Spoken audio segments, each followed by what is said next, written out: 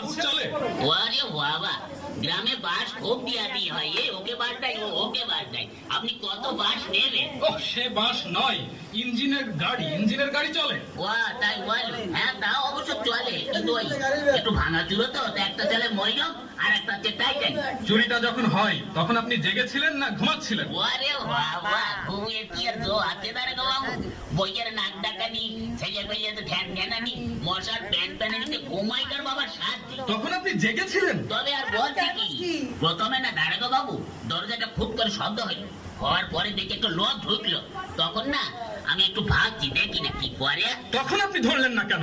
ধরবো কি, একটু ভাবছি দেখি না কি করে। তারপরে না দাঁড়াগো বাবু, আমার বালসির নিচের থেকে আলমারির চাবিটা নিয়ে হঠাৎ করে আলমারিটা খুলে ফেললে একে একে সোনা টাকা গহনা সব বের করে একটা পুটলার মধ্যে বাঁধলো। দেখছেন তবু ধরলেন না? ধরবো কি, আপনি কথাটা